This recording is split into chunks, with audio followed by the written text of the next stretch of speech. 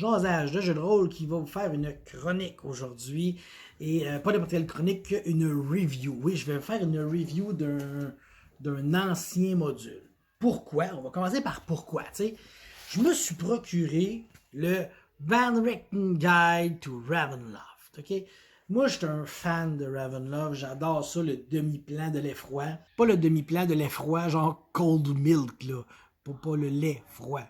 Le demi-plan de l'effroi, la peur, la terreur, l'horreur, tu sais.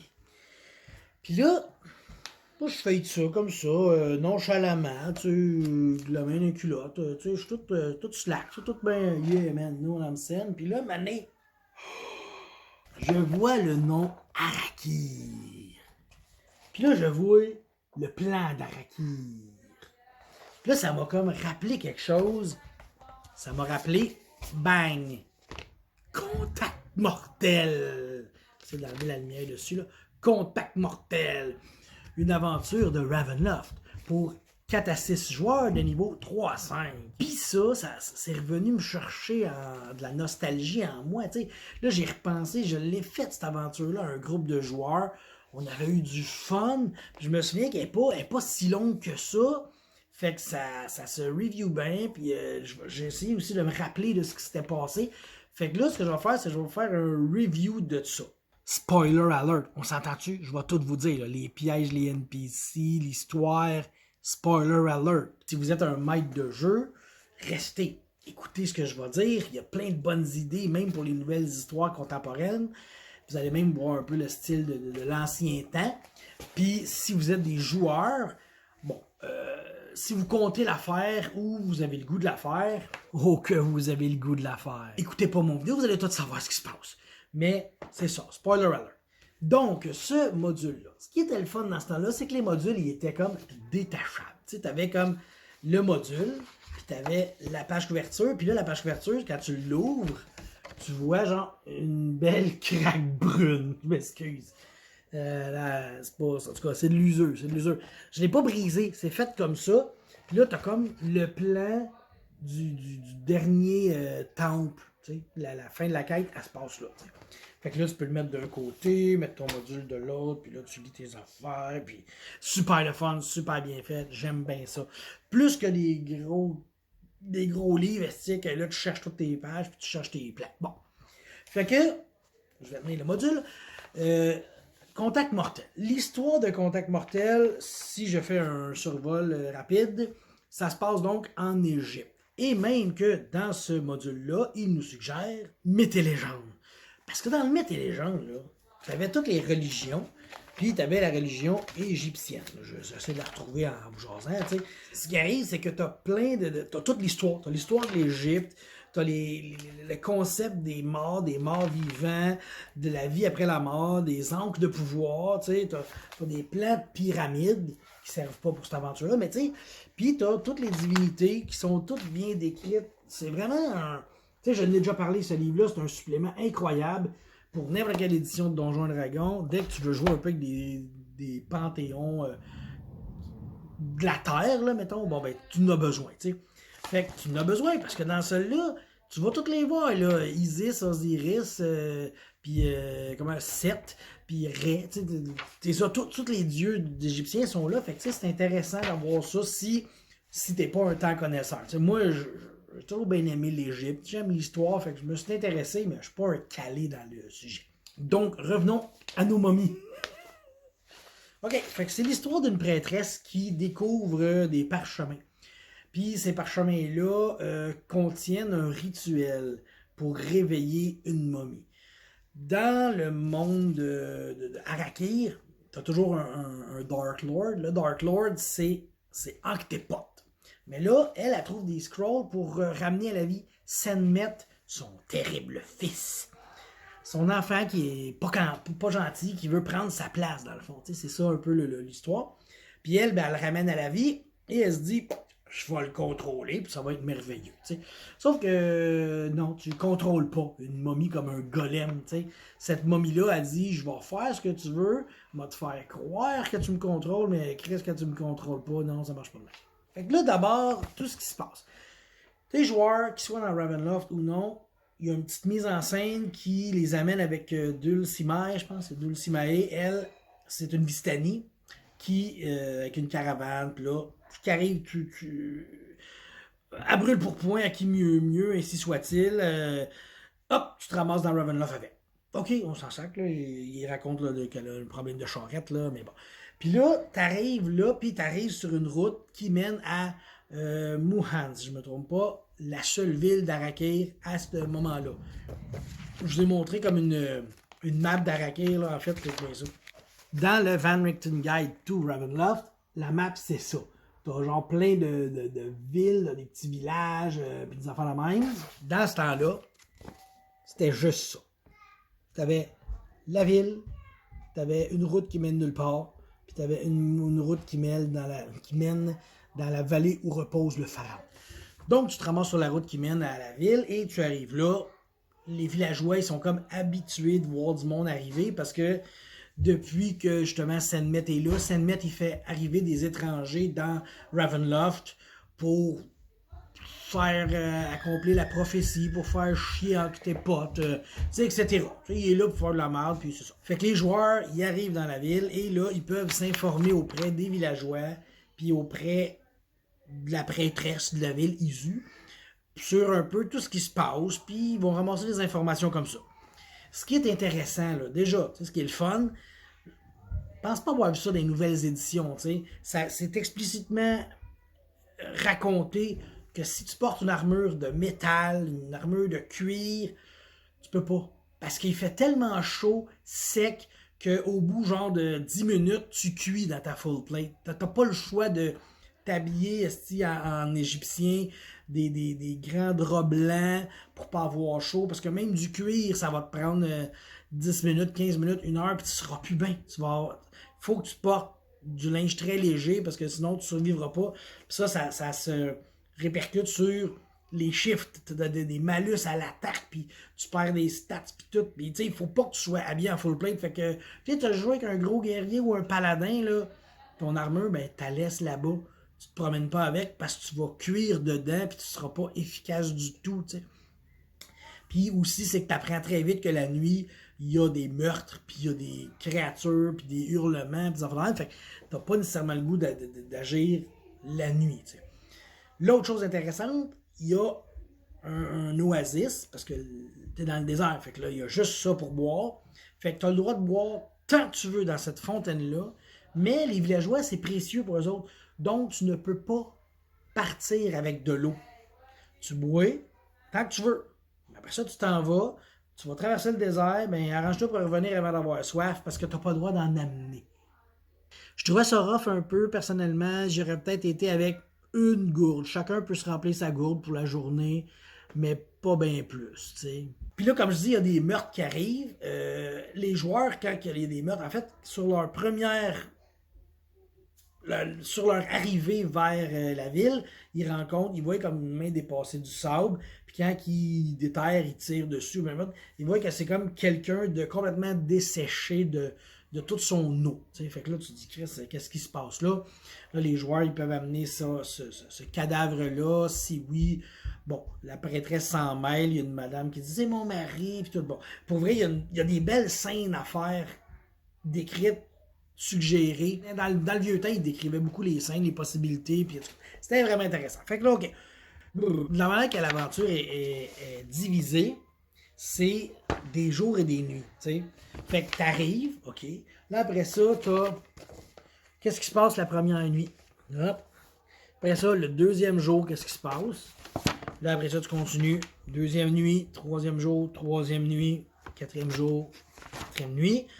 Et l'aventure, au plus tard, se termine la sixième nuit.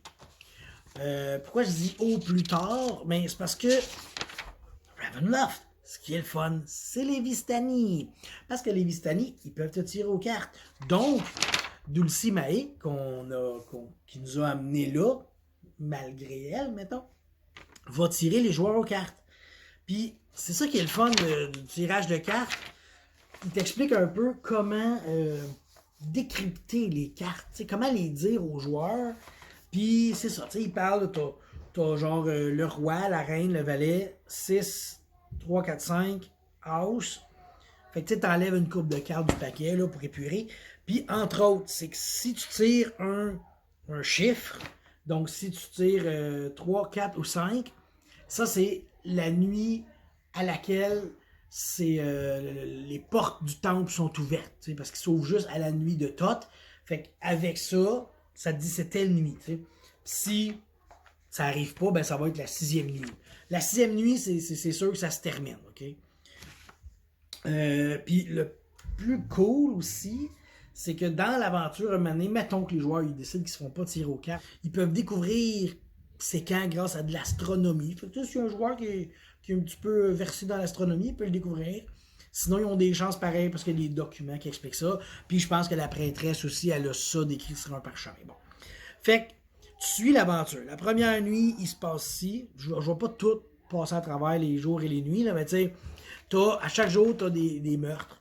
Puis là, tout dépendant de ce que les joueurs font, ben, ça se peut que les villageois soient en crise contre eux autres ou moins, un peu plus neutres. Puis plus ça avance, ben, plus que les villageois veulent pas, un moment donné, ils sont choqués. T'sais. Fait que le premier jour, genre, que les joueurs, il y a de la merde qui se passe, ils vont comme affronter 12 villageois. Puis si les villageois, ils se font tuer 2-3, là, ils fuient. Puis là, plus ça va, tu sais, genre rendu comme à 6e nuit, là, c'est rendu une 50aine de villageois là, qui est contre les joueurs parce qu'ils sont écœurés. T'sais. Fait qu'en tout cas, l'histoire, elle coule bien comme ça. Moi, j'aime ça, cette division de temps. T'sais, c'est jour, nuit, jour, nuit, jour, nuit, jusqu'à ce que tu as la nuit qui arrive. Puis, il te présente tranquillement l'ennemi, mais sur une fausse piste. Parce que tout le monde parle d'Anktépot. Anktépot, le dernier pharaon, c'est lui qui parle. Sauf que Isu, elle a réanimé Sekhmet, pas Anktépot. Mais quand tu vois la première fois la momie sur une colline au loin, là, ben les joueurs vont penser que c'est Anktépot. Puis de la manière qu'elle s'est faite, tu peux pas te rendre à la momie parce que quand tu essaies d'y aller, elle a des zombies des sables. Puis ces zombies-là, ils en sortent. Fait que tu te dis, je m'en vais vers la momie. T'as des zombies qui vont spawner. De toute façon, si t'arrives devant la momie Sekhmet, elle te crisse une tape, puis pas mal sûr que tu vas avoir mal pour longtemps. Là. C'est pas. C'est une momie qui est comme difficile à vaincre. Et comme ils disent, le but, c'est pas une aventure de péter des gueules, c'est de réfléchir, puis de trouver une manière de t'en sortir. T'sais. Fait que, je me souviens, moi, ça a été comme smooth un peu, tu sais, sur cette partie-là, jusqu'à ce qu'ils trouvent les documents qui prouvent que Isu, la prêtresse, est rendue du culte de Seth, donc est maléfique, tu sais. Fait qu'il habite, tu sais, ça c'était drôle, parce que quand t'as bats, tu te bats contre elle, ok, puis quand t'as tué, juste avant qu'elle meure, elle pogne son bâton, puis là, c'est un bâton avec une tête de serpent au bout, puis elle se mord à la gorge, puis elle meurt, tu sais. Elle fait semblant de mourir. Fait qu'elle est comme morte à terre, puis là, les joueurs, normalement, ils vont dire aux villageois, votre prêtresse, c'était une salle, puis blablabla, tu sais. Moi, avec mes joueurs, ça s'est pas passé comme ça. Non. Il y en a un qui a pogné sa lance, puis il a fait une bannière avec la prêtresse. Fait qu'elle a fait semblant d'être morte jusqu'à ce qu'elle meure pour vrai. Ça doit être inconfortable, c'ti. Fait que là, il se promenait avec la prêtresse au bout du bâton. C'était ridicule. Puis pour savoir que c'était une vraie prêtresse, c'était écrit prêtresse sur le bâton. Petite joke de pogo. Fait que là, il y a comme des villageois qui est encore plus en crise contre eux autres. Mais en même temps, ils ont dit, ouais, mais regarde, allez voir là. Vous allez tout comprendre. T'sais, mais là, les villageois, il y en a qui sont allés voir. Puis là, en tout cas, prêtresse de Seth, c'est maléfique. Mais en même temps, il y a des villageois qui acceptent pas ça. Fait que, disons que mes joueurs, ils ont eu des problèmes avec les villageois, beaucoup plus. Il a fallu que je les en mette. Puis tu sais, à un moment donné, ce qui est le fun dans ça, c'est que les Ravenloft, le Dark Power, peut te remarquer si t'es vraiment evil, tu sais. Puis pendant qu'ils se battaient contre les villageois, tu sais, à un moment donné, il en tue 2-3, puis là, les villageois fuient. Puis là, il y a un des joueurs qui a fait comme, pendant qu'il fuit, j'y tire une flèche dans le dos, tu sais. Il l'a tué. Fait que là, j'ai fait comme, hey, ça c'était méchant, là. Les villageois, ils font un des 3 de dégâts, un des 4 de dégâts. Ils font des dégâts aussi contondants, non mortels. Lui, si tu fuis, je te tire une flèche dans le dos. Fait que je fais un petit geste, j'ai 1% de chance. Juste 1% de chance. Bang! J'ai pogné 1%. Les Dark Power, ils l'ont remarqué, ce joueur-là. Puis j'ai fait, elle se dit que c'est malade. Fait que là, il s'est ramassé avec des yeux de chat. Il voyait dans le noir, mais il y avait des yeux de chat. Ça fait un peu spécial quand tu te promènes, mettons. Ensuite, durant ces journées-là, Mané, tu vas aller dans le temple de Muhar. Le temple de Muhar, ça, c'est justement où est-ce que la prêtresse, elle se tient, tu sais. Fait que c'est là, les joueurs, ils fouillent, c'est ça, je disais. Sur le toit, ben là, tu peux aller voir quand est-ce qu'elle est la nuit de Thoth, qui fait que la vallée est ouverte. Puis, tu as le beau plan en bas, puis tout ça. Puis là, quand tu vas dans la petite pièce secrète, là, tu découvres toutes les crosses que la prêtresse fait. D'ailleurs, ça, c'est cool, parce que la prêtresse est super gentille, tu sais. Elle va t'offrir l'hospitalité. Tu sais, elle dit, bon, vous êtes des aventuriers qui ont été pris par les brumes. On n'a pas vraiment d'auberge dans cette place-là, fait que je peux vous héberger au temple, mais elle a comme 4 chambres. Puis elle va dire, vous pouvez prendre ces 2 chambres-là, divisez-vous comme vous voulez. C'est qu'elle, dans sa chambre, elle a des tuyaux pour écouter dans leur chambre. Fait que ça, c'est hot, parce que tout ce que les joueurs disent dans cette pièce-là, la méchante, elle le sait. Puis c'est vraiment cool, parce que les joueurs, ils s'en doutent pas. Les autres, ils font le plan, puis on va faire ci, on va faire ça. Puis elle sait tout ça. Fait que ça, c'était vraiment hot. Tu sais, c'est dans le jeu, c'est dans l'histoire, ben tu te sens vraiment comme si vous faites avoir ben raide. C'est tellement le fun quand les joueurs, tu les as comme ça. Donc, c'est ça. Là, un moment donné, tu clears le temple parce que c'est louche. Tu élimines la prêtresse. Si tu l'embroches pas en bannière, bon, elle fait semblant d'être morte. Puis là, dès que les joueurs sont partis, elle fuit, puis elle s'en va se réfugier avec Sekhmet. D'ailleurs, si tu attaques la prêtresse avant, je pense que c'est comme la 3e nuit, normalement, tu devrais pas avoir d'informations sur ça, mais il y a des joueurs qui aiment ça attaquer tout ce qui bouge, là, où ils ont des doutes sur tout le monde. Si tu l'attaques, ben là, il y a un fucking gros golem de pierre qui la défend, puis il est vraiment fort. Fait que, les joueurs n'ont pas intérêt à l'attaquer à ce moment-là. Tandis que quand tu es rendu au moment de l'attaquer, ben, Sekhmet n'a plus besoin d'elle. Fait qu'il dit, je m'en sac si elle meurt. T'sais. Fait qu'il la défend plus. Donc, tu continues. Tu fais le temple de Muhar. Après ça, tu trouves des parchemins. Puis là, les parchemins sont. Je pense qu'il y a 13 parchemins. En tout cas. Mais ils les ont pas tous décrits, mais là, ils te montrent les moments importants. Là, ils décrivent tout ce qui l'incrimine comme faut la prêtresse, tu sais. Fait que là, tu sais que c'est elle le mal. Fait que là, tu te sens comme mieux de tout looter ce qu'elle a, tu sais. Sauf que on est en Égypte. Qui dit Égypte, dit malédiction. Ça, c'est hot parce que si tu lootes le temple de Muhar, parce que c'est quand même le temple de Muhar, même si la prêtresse elle a sa petite pièce pour 7, le temple est quand même bon, il est quand même gentil. Fait que si tu lootes de quoi, en fait, il y a certaines pièces que si tu sors quoi que ce soit, en 24 heures, t'as des migraines, t'as des mal à la tête, mal à la face, mal aux oreilles, mal au nez, mal aux yeux. Puis là, une année, ben, tu te réveilles 24 heures plus tard, t'as une tête de chacal ou d'âne, ou de, tu sais, t'as une tête animale, genre. Puis la seule manière de t'en défaire de cette malédiction-là, c'est pas délivrance de la malédiction, puis c'est pas un souhait non plus. C'est de retourner ce que t'as volé là. Ça, c'était écœurant, parce que j'ai des joueurs qui ont looté, et ils le savaient pas. Fait qu'ils se sont ramassés avec une tête de même. En fait, ils ont looté ce temple-là, et c'était la même journée qu'ils ont attaqué la fin de la quête. Fait qu'ils se sont ramassés, genre, en sortant, à voir ça. Fait que là, tu sors de Ravenloft, pis t'as une tête de même. Essaye d'expliquer ça à tes chums, esti. Après ça, quand que tu finis le temple de Muhar, là, tu continues, puis là, tu vas dans la vallée où repose le pharaon. Puis là, c'est là que l'aventure se termine. T'arrives là, puis si tu vas là au moment où c'est pas prêt, c'est pas la nuit de Thoth, ben là, il y a comme des chiens à 2 têtes qui sont là. Et dès que tu arrives à la vue du temple, il y a comme plein de chiens qui débarquent puis qui s'en viennent. Donc, tu fais comme Chris, je peux pas y aller là. Puis, tu sais, des chiens, c'est genre 50 chiens. Tu sais. Fait que les joueurs, ils peuvent pas dire je vais y aller. Tu sais. Ils vont se faire dévorer. Mais à l'opposé, les chiens ne vont pas jusqu'aux joueurs. Ils gardent une distance avec le temple parce qu'ils surveillent le temple. Tandis que si c'est la nuit de Thoth, bon, là, les joueurs ils avancent, il n'y a aucun problème. Puis quand ils arrivent à une certaine distance, là, les chiens, c'est l'inverse. Ils sont dans le dos et ils s'en viennent. Fait que là, ils sont obligés de courir vers le temple. Fait que tu sais, ça donne faut que tu le joues en suspense. Faut que tu joues comme il fuit, puis il en a de plus en plus. Tu sais, au début, mettons, je sais pas moi, t'en mets 4. Puis là, il le court après. Là, les joueurs ils arrêtent. Puis là, il en tue un, il en tue deux. Là, tu dis, oh, il y en a 8 autres qui sortent de plus loin dans le sable, puis des roches, puis tout, parce que c'est comme une vallée, tu sais. Fait que ça commence à débarquer de partout. Fait que là, tu cours pour te rendre. Puis quand tu arrives sur la galerie du temple, ben là, les chiens, ils avancent pas, ils montent pas. Fait que là, tu vois, puis là, si les joueurs, ils se mettent à en tuer, là, tous les chiens fuient. Mais tu sais, ça fait un stress vraiment cool. Fait que s'ils vont au mauvais moment ou au bon moment, faut que tu leur fasses un genre de chase par les chiens. Puis le but, c'est pas de les tuer. Le but, c'est de leur faire peur.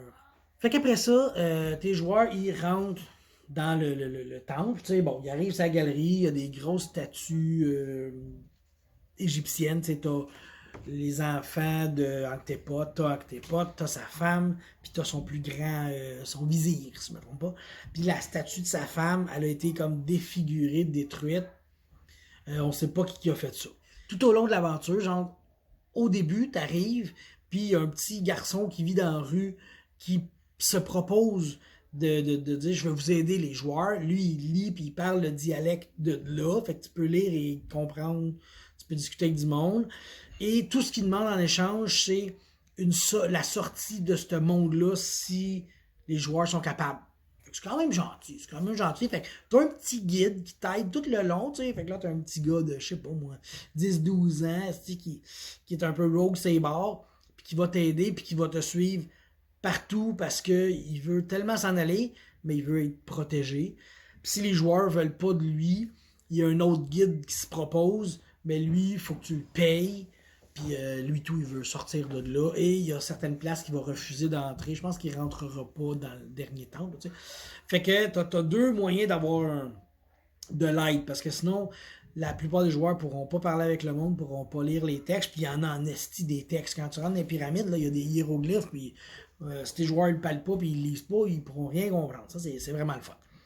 Donc, tu rentres là-dedans, tu rentres dans le temple. Puis c'est vraiment comme l'ancien temple, dans le temps qu'il était vraiment pharaon vivant et que les pharaons sont comme considérés comme des dieux. Fait que tu rentres dans son temple, puis c'est une statue de lui gigantesque qui est là. Puis là, ben, ce qui est le fun, c'est qu'après ça, t'as son armée à côté, qui est comme 2 fois plus grande. Les statues sont 2 fois plus grandes que les humains que tu joues. La statue, ben, le plus grand joueur arrive même pas au tibia de la statue. Elle est immense. Puis là, après ça, bon, tu t'en vas, tu visites des salles, puis tout. Encore une fois, un moment donné, c'est ça. Là, tu visites des salles, puis tout.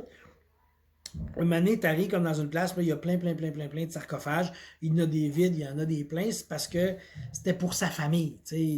Le pharaon voulait mettre tous ses enfants, ses petits-enfants là, dans le même dans le même cimetière qu'eux autres. T'sais. Mais finalement, ce qui est arrivé, c'est à cause du mal, ben, Arrakir s'est fait arracher du monde avant que tout le monde meure. Fait qu'il y en a qui sont juste pas là. T'sais. Puis c'est vraiment cool parce que dans la pièce, t'as un escalier qui monte. Tu sais. Puis l'escalier qui monte dans le petit cimetière, au sommet de ça, t'as la tombe de l'architecte, le gars qui a tout fait ce temple-là. Puis dans la pièce de l'architecte, tu peux ouvrir une trappe, puis tu te ramasses dehors. Tu sais. Fait que c'est comme un passage secret, sauf que il explique que tu peux pas rentrer par ce passage secret-là. C'est tellement vaste, il y a tellement de sable, c'est impossible que les joueurs, par hasard, tombent sur ça. Il faut vraiment que tu rentres par la porte. Puis, tu sais, c'est logique. Mais l'affaire, c'est que tu montes les marches. Puis là, quand c'est fait les marches, une marche sur deux est piégée, puis une marche sur deux annule le piège. Puis là, quand ça marche, c'est que tu montes les marches, ça désactive le piège du suivant. Là. Mais quand tu redescends, ben là, ça désactive le piège comme de la marche que tu viens de débarquer. Donc, le piège que tu vas mettre le pied dessus, il est activé. Fait que là, genre, chaque marche sur deux, quand tu le sais pas, est un piège. Genre, c'est juste fou. Puis, c'est des escaliers qui glissent. Puis Puis là, bien sûr, c'est toujours cool. Fait que là, des escaliers qui glissent. Puis là, tu tombes sur un genre de petite galerie. Et cette galerie-là, un joueur dessus, c'est correct. Si deux joueurs pilent dessus en même temps, c'est trop lourd, ça défonce. Puis si un joueur glisse dessus, ben là, la vélocité de son corps fait qu'il est trop lourd, puis ça pète. Puis là, tu tombes, genre, là, si je regarde ça, tu dois tomber de quelque chose de 50 pieds dans un pit avec plein de scarabées carnivores. Fait que là, je sais pas comment tu gères ça. Tu as une chute de 50 pieds, puis là, tu tombes dans un trou avec des scarabées carnivores. Est-ce que le bonhomme est mort automatiquement? Je pense que dans le temps de la deuxième édition avancée, t'étais mort automatiquement.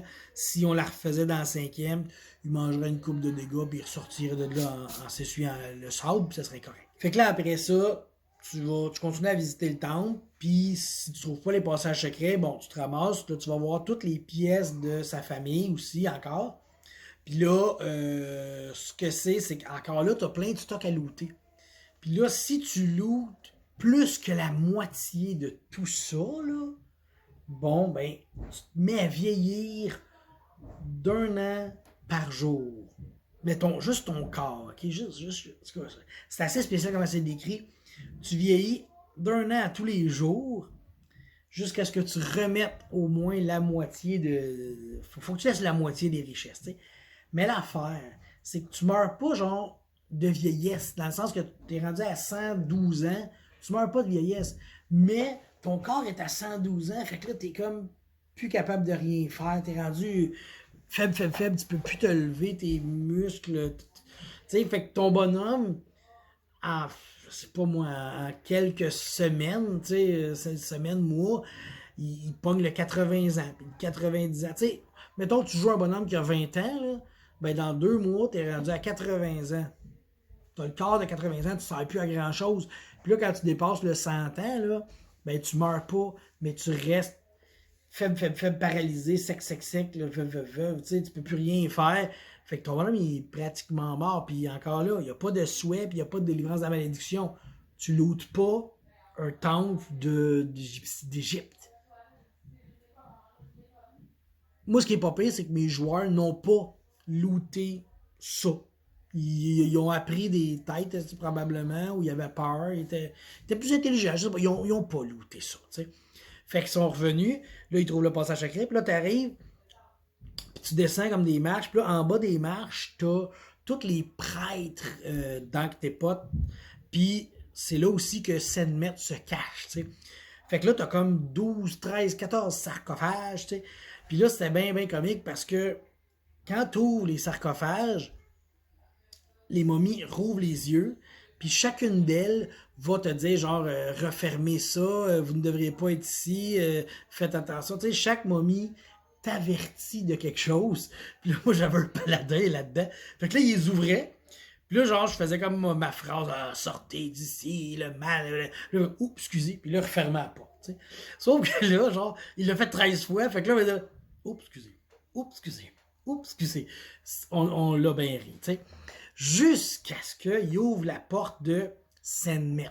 Sekhmet, c'est pas un oups, excusez. La porte, elle rouvre. Genre, t'as même pas le temps de réagir. Bang! Coup de poing de momie, ça gueule, esti. Ça, là, c'est moi qui a ri, esti. On rit pas de mes momies longtemps. Il ouvre la porte, tard. Mais là, la momie est quand même puissante, puis elle est en train de crisser une rince à pas mal de monde, t'sais. Fait que là, ils ont juste dit, OK, ben, on fuit par les marches. Fait que là, ils remontent les marches, puis là, il y en avait un qui avait des billes.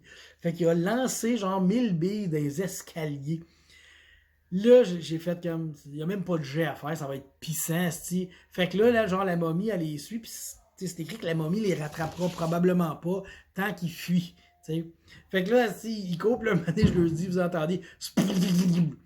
Ouais, c'est une momie qui déboule des escaliers parce qu'elle a pilé sur des billes. C'était vraiment mémorable comme ça, c'était vraiment drôle, t'sais. Là, tu montes en haut. Là, tu arrives dans une dernière pièce. Puis là, la dernière pièce, c'est celle-là ici, avec une grande barque. Parce qu'on sait que les Égyptiens, l'homme, il fait un voyage, tu sais. Fait qu'ils couchaient leur pharaon dans une barque. Puis ils s'en allaient. Puis là, ce qui arrive, c'est que tu as, dans cette barque-là, un gong au crest d'Osiris. T'as beau faire ça avec n'importe quoi dessus, ça va juste rien faire. Par contre, si tu trouves les deux morceaux de l'encre, il y a un encre qui est brisé en deux, tu les colles, ça refait l'encre comme faut. Puis là, après ça, si tu frappes avec ça dessus, parce que je pense que l'encre aussi est aux couleurs d'Osiris, tu fesses dessus, ça recasse l'encre en deux et ça réveille Ankh-T'é-Pot. Puis là, c'est là que le party punk, parce que t'as Sekhmet dans le dos qui s'en vient, puis là, ça réveille Ankh-T'é-Pot. Mais Ankh-T'é-Pot a tout su l'histoire, et là, il s'en va péter la gueule à Sekhmet. Fait que les joueurs n'ont pas vraiment à se battre, à affronter Sekhmet officiellement. Ils peuvent laisser Ankh-T'é-Pot et Sekhmet se battre, mais Ankh-T'é-Pot est vraiment supérieur, tu sais. Puis si les joueurs essayent d'attaquer Ankh-T'é-Pot, tu leur fais comprendre assez vite qu'ils ont zéro chance, qu'il est crissement trop fort. Puis là, tu as Sekhmet qui arrive, puis ils se battent. Puis je pense aussi que quand tu le réveilles, ça commence à s'effondrer, puis le sable commence à couler, parce que tu es comme un peu en dessous dans une vallée, fait qu'il y a du sable. Fait qu'il y a comme un au Christ pour sortir d'ici, tu sais. Fait que les joueurs, il faut qu'ils sortent de ce temple-là pendant que les deux momies s'affrontent. Puis à ce moment-là, les joueurs ont 24 heures pour sortir de Ravenloft, parce que les brumes se sont tabaissées, puis là, ils peuvent en profiter. Si vous connaissez Ravenloft, ben, les brumes, c'est ça qui contrôle tout. Fait que c'est ça. Moi, mes joueurs, ils ont tous fait ça. Ils ont réveillé Ankh-T'é-Pot, la momie, parce que, oui, elle a déboulé les marches, mais le temps qu'ils figurent ce qu'il y avait à faire dans le bateau en haut, j'ai dit, Sekhmet arrive. Fait que quand ils ont sonné le gong, puis que la porte a ouvert, ben, Ankh-T'é-Pot, il a comme tout de suite pointé Sekhmet, puis il est allé dessus. Fait que les joueurs ont fait comme, oh Chris, on s'en mêle pas. On s'en mêle pas. Puis là, ils ont fui pendant que ça s'effondrait. Là, ce qui est arrivé dans ma game, ce qui était vraiment cool, ok, c'est que à la création des personnages, j'ai une joueuse qui a fait une prêtresse de 7. Elle ne le savait pas qu'on s'en allait dans cette aventure-là. Donc, elle, la prêtresse, c'était quasiment comme son amie, tu sais. Mais elle peut pas non plus le dévoiler aux joueurs, ça, parce que c'est pas correct, tu sais. Fait qu'en tout cas, elle est allée comme à la fin de l'aventure, elle est retournée au temple de Muhan, la ville, pour aller voir le petit temple de Seth de Isu, la prêtresse méchante. Puis là, elle est allée comme pour aller porter ses hommages. Sauf que ce qui est arrivé, c'est que quand ils ont découvert qu'elle était méchante, Isu, ils ont saccagé le temple. Et à la fin de l'aventure, il y a un joueur qui était rendu avec une tête animale parce qu'il avait looté les mauvaises affaires, a dit, moi, je m'en vais pisser sur les restes du temple. Tu sais, au lieu de s'en aller, il dit, je vais faire ça. T'sais. Fait qu'il s'en va faire ça, puis là, la prêtresse de cette joueuse, elle fait comme, si il pisse sur mes affaires, lui, backstab. Parce que quand t'es une prêtresse de 7, t'as le backstab du rogue. Puis dans ce temps-là, le backstab du rogue, c'était quand même pas pire, mais c'était la seule affaire de bon, parce que sinon c'était pas bon, là, un rogue. Là. Puis en tout cas, elle le backstab, elle le tue, parce que le gars, il est quand même magané du temple du pharaon. Fait que le gars, il meurt avec une tête d'animal dans sa propre pisse. C'était mémorable. Fait que la prêtresse, après ça, elle fait un petit coucou à son temple de Seth, qui était pas le sien, en tout cas. Puis elle s'en va. Fait que là, dans le fond, quand mon aventure s'est terminée, j'avais un mort dans sa piste avec une tête animale. J'avais une prêtresse de Seth qui venait de betray le groupe, qui avait double crossé le groupe, là, qui avait trahi le groupe. Puis mes deux autres joueurs sont juste partis ensemble sans se poser de questions, ils étaient où les autres. Ils ont juste fait, bon ben nous autres on peut s'en aller, on s'en va. Puis ils sont partis. Oui, c'est une longue vidéo, mais puis j'en ai parlé là quand même pas mal, mais j'ai pas tout dit.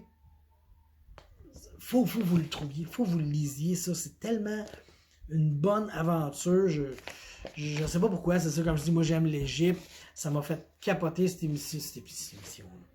Ça m'a fait capoter cette aventure-là. Quand j'ai lu le Van Richten, ça m'a retourné dans le passé. Je voulais retourner dans cette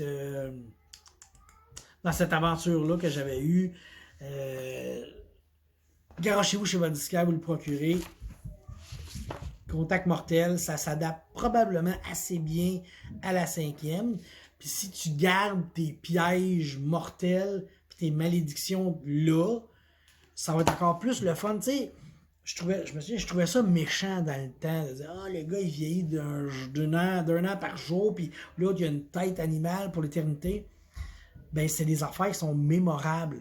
Tu sais, genre, ton barbare, là, ou ton rogue, ou n'importe quoi, qui il se pense invincible, ben là, il arrive de quoi de surnaturel plus un, là. Il pourra pas s'en sauver, surtout que quand tu quittes ça, il est trop tard. Fait que là, ton joueur, faut qu'il joue, là.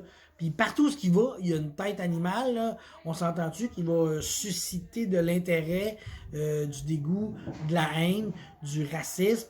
Il y a personne qui va vouloir lui faire compte. Tu sais, ça va t'ouvrir à du roleplay de fou. L'autre qui vieillit de 1 an par jour, ben, quand il se rend compte au bout d'une semaine, qu'il dit, il me semble que je suis un peu plus raqué que d'habitude, les jours de son personnage sont comptés, ça fait encore du roleplay, puis ça fait même. Fait que c'était dur, mais c'était le fun, tu sais. Ça, il n'y a plus vraiment ça dans les 5e éditions de ce que je comprends, tu sais. Fait que j'arrête de m'éterniser, j'espère que vous avez aimé la review. J'ai essayé de relire le module pour être prête. J'ai trippé à me replonger dans ce temps-là. Puis j'espère que je vous donne le goût de plonger dans cette aventure-là. Comme je dis, il n'y a pas tant de combats que ça. T'sais, fait que tu peux facilement prendre cette aventure-là et la mettre dans le 5e. T'sais. Tu te pognes une momie, t'as boost un peu, une coupe de niveau de quelque chose. T'as ta prêtresse aussi, que je me souviens plus à quel niveau. T'sais. Puis sinon, t'as pas tant de combats que ça. Si j'y vais là, vite de même, là, tu te bats contre des zombies, tu te bats contre une prêtresse, tu te bats contre une momie si t'es pas conscient tout de suite qu'elle est crissement forte. Tu peux te battre contre des chiens. Sinon, c'est du roleplay, un peu d'enquête, tu découvres les affaires. Puis, je me souviens, là, quand les joueurs trouvent les parchemins, je leur lis les bouts de parchemin, ils trippent. Imagine si tu leur fais les parchemins, tu leur remets. T'sais. Sûrement qu'il y a ça sur Internet, là, tu peux downloader ça en PDF et imprimer ça. Probablement qu'il y a quelqu'un qui a fait ça. Mais en tout cas, je vais vous laisser parce que ça fait beaucoup de temps que je parle. Contact mortel, 2e édition avancée. Garochez-vous chez votre disquaire pour vous procurer. Van Richten Guide to Ravenloft. Je compte passer à travers puis vous faire un review de ce livre-là sûrement. Puis en plus, ce livre-là, il m'a comme donné le goût de checker mes vieilles aventures. Le navire de l'horreur. Le festin de gobelins. La demeure de Strahd. La demeure de Strahd, ça a été refait sur 3e, 4e et 5e édition. Strahd von Zarovich est comme un classique, là, mais ça, c'est comme une des premières fois qu'il est apparu. Dans mes projets, je vais vous faire des reviews de ces deux-là, le navire puis le festin. J'aimerais vraiment ça, mais je vais relire aussi ça. Là, je suis comme plongé dans Ravenloft, puis je capote, je suis heureux de retomber là-dedans. Fait que sur ça, je vous laisse, puis je m'en vais lire ça à temps perdu. Fait que j'espère que ça n'a pas été trop long, que ça n'a pas été trop plate. On se revoit bientôt.